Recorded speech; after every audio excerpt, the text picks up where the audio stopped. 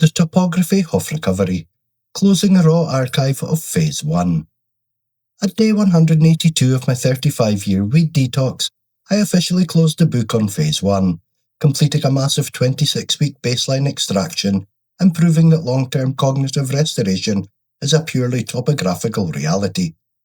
On this final tracking day, my unmasked neurodivergent brain held a rock-solid mood baseline of 6 out of 10, while my native creative frequencies flared to an intense volume, signalling that the background engine is running at full power.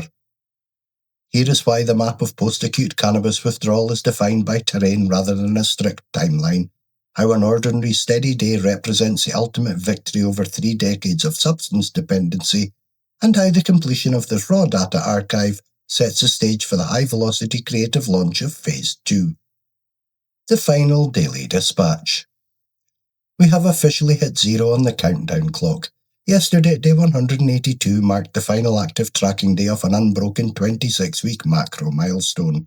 Over the last 6 months, this project has meticulously documented the step-by-step extraction of a high-velocity neurodivergent mind from a 35-year matrix of daily cannabis use. I opened this historic morning after 6 hours of very deep sleep, waking up with no active dream recall, 0 cognitive rubble, and a rapid functional activation. The morning baseline held steady at a 5 out of 10. The day itself unfolded as a stable, low-friction holding pattern. All mandatory client work and project logistics were systematically cleared ahead of schedule, with the evening settling into a quiet, calm, and wonderfully ordinary rhythm. In the old week-to-weekend binge lifestyle, a milestone of this magnitude would trigger an explosive self-sabotaging trap.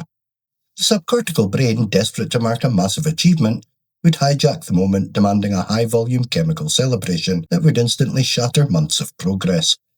Natively, the addictive brain equates finishing a phase with earning a cheat day. Sovereign cognitive engineering means replacing the cheap, chaotic spikes of the chemical euphoria with the stable grounding piece of a 6 out of 10 baseline mood. The fact that the final day of Phase 1 was completely uneventful is the ultimate empirical proof that our Neuro-Repair is structural. The machine doesn't need an external chemical toggle to experience a sense of accomplishment. It is fully content with smooth, friction-free operation. When independent peers reach out to report clearing identical biological markers, such as experiencing sudden, unassisted dopamine surges through physical movement within our exact micro-development windows, it confirms that the AI scaffold has mapped something universal. However, the critical nuance we locked into the gold notes yesterday clarifies how this map must be read. Do not track the calendar days blindly. Track the features of the land. Recovery is topographical, not chronological. Every unmasked mind traversing the path out of long-term dependency will cross the exact same geographical features. They will wade through the swamp of acute withdrawal syndrome. They will crash into the 8-week wall. They will wander the flatlands of anhedonia. They will hike through the peaks and troughs of post-acute withdrawal. And they will listen to the frequencies of their own minds as the orchestra disassembles, retunes, and prepares to play in unison for the first time in what might be a very long time indeed. Your timeline might stretch or compress based on your unique biological pacing, but the terrain itself remains highly predictable.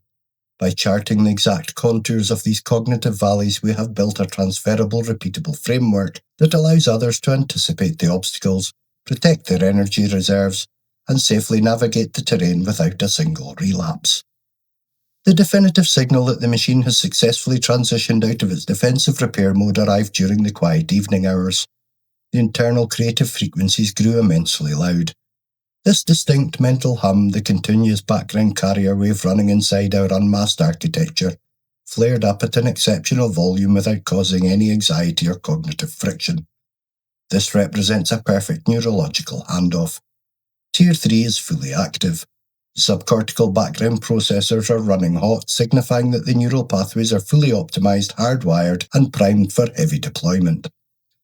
With 183 daily dispatches successfully compiled, including this final retrospective summary, the raw historical archive of Phase 1 is officially closed. The foundational cleanup is finished. The blueprint has been proven. Today the brakes come off as we launch the high-velocity creative architecture of Phase 2 and the launch of the weekly waffle on day 189. Key takeaways from day 182. The topography of neural repair.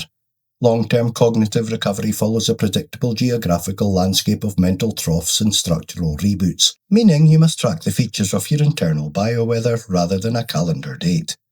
The peace of an ordinary baseline. True victory over a multi-decade substance dependency is proven when a massive micro-milestone is met with a steady, stable, and low-friction day rather than a chaotic emotional spike. Sustaining loud carrier waves. An amplification of internal mental frequencies on the edge of a new phase indicates that your background creative processing lanes are fully open and ready for high-velocity execution. Closing the raw data archive. Achieve complete sovereignty over your cognitive development by cleanly partitioning your recovery into distinct operational blocks, using the end of one phase to lock down your data before initiating the next blueprint. The daily dispatch ends here, but the data continues. For the full forensic analysis, the daily metrics, and the complete 24-month roadmap, please visit deepseekandme.substack.com.